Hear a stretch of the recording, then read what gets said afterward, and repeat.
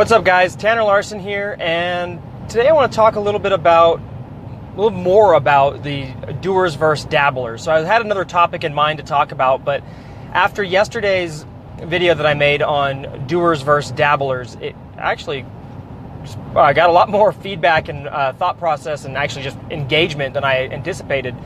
And we had, discussions in our private group about it. People were asking, how do I stop being a dabbler? I mean, heck, it even got so far as some of the ladies at my daughter's school watched it and said, as I was walking out this morning, they're like, "Oh, I'm not a dabbler, I'm a doer." So, I mean, the people are actually watching it, and in our group, I knew we had a lot of questions about people wanting to know. So it's like, hey, I'm guilty of dabbling. I've been a dabbler.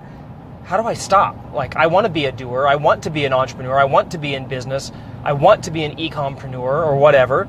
But, I find myself dabbling all the time. Okay, and, how do I get around that? So I figured today would be a nice little chance for me to wrap up the doers versus dabblers with how do you escape the dabble, right? How do you get away from the dabbling, okay? So just to recap real quick, doers versus dabblers.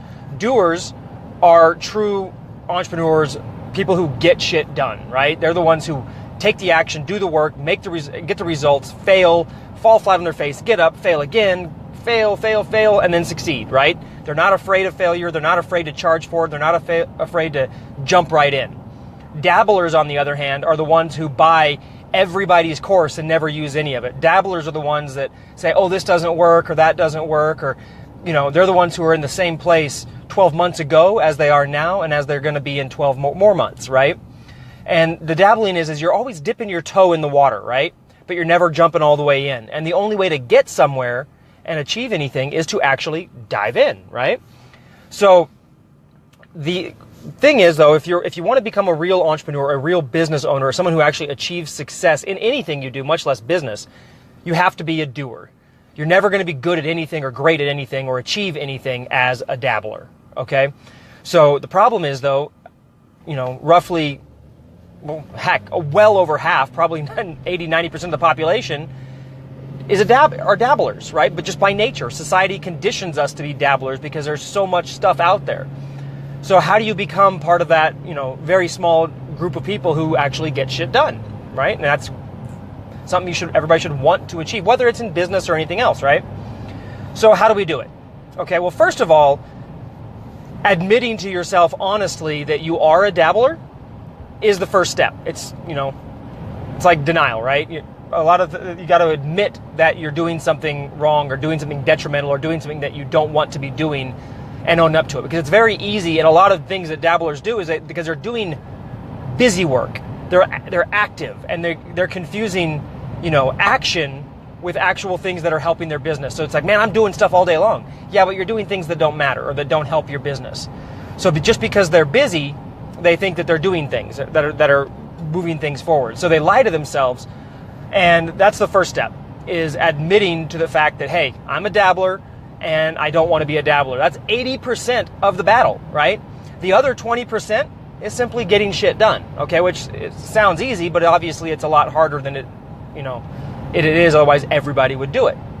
So how does that work? Well, once you've admitted and you've owned up to the fact that you are a dabbler, and you may not always have been a dabbler, or you may have always been a dabbler, but either way, you realize, hey, I am nowhere that I want to be in life. I'm not achieving what I want to achieve. My business is not where it should be. My e-com store is not performing the way that it should be.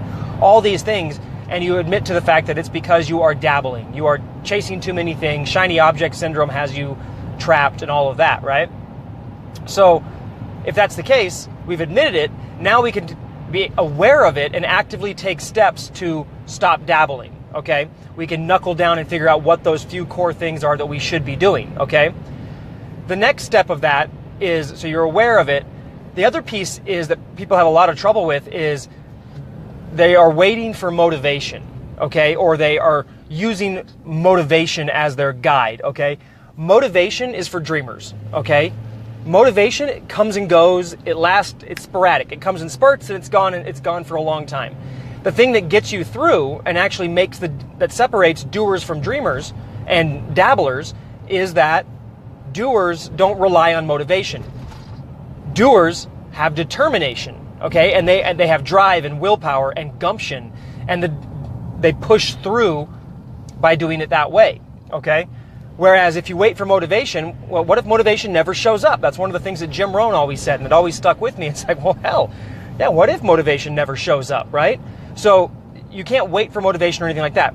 The problem is motivation is much more attractive than determination, because determination is not fun. It requires sacrifice and structure and everything else. And the thing that drives determination is your why, okay? You can be determined to do something, but you're not going to actually get out there and take the action to do it unless something behind the determination is driving you, okay?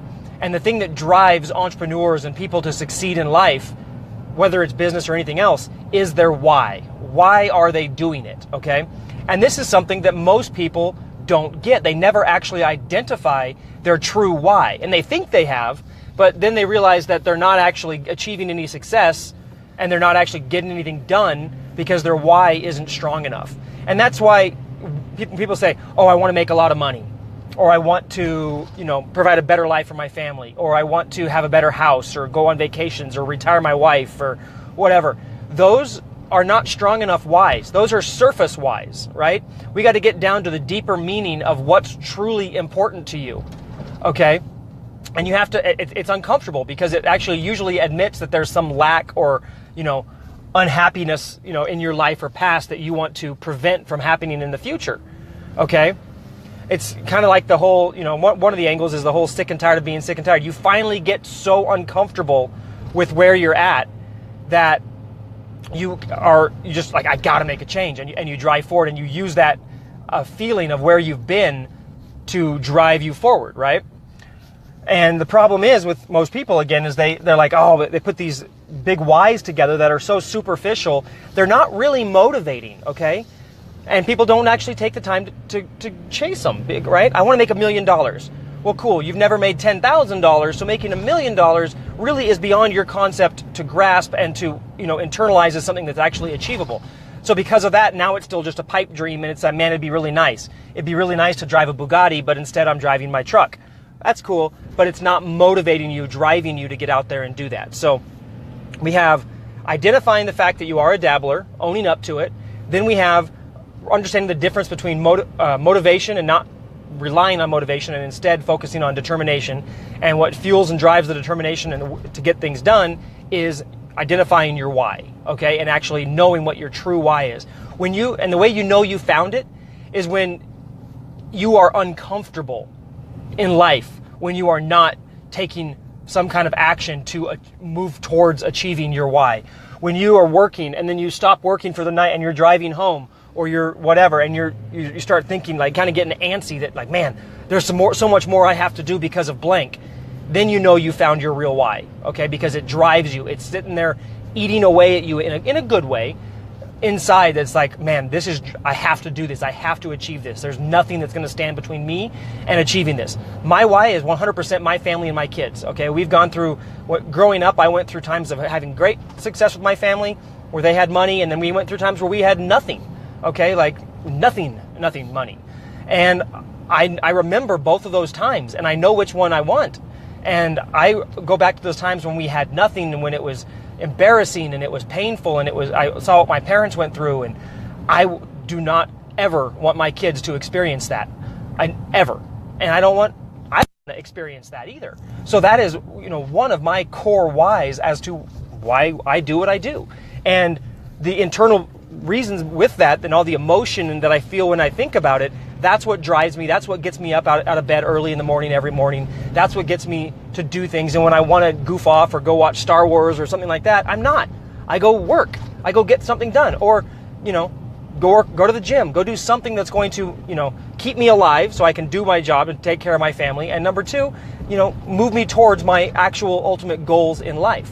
Now, is that to say you can't have other whys, like I want a nice house, or I want millions of dollars, or I want a Ferrari? No, of course not. But that's not the driving, motivating why that actually gets you up out of bed and makes you do the work, when instead you'd rather just dabble, okay? So with that, I'm going to leave you there with it so you have something to think about. But again, let's summarize. It's identifying and owning up to the fact that you're a dabbler, And if you're not a dabbler, that's great. Be a doer, okay? And if the other thing is, if you do own up to it and you're like, you know what, this whole doing thing just isn't for me, that's okay.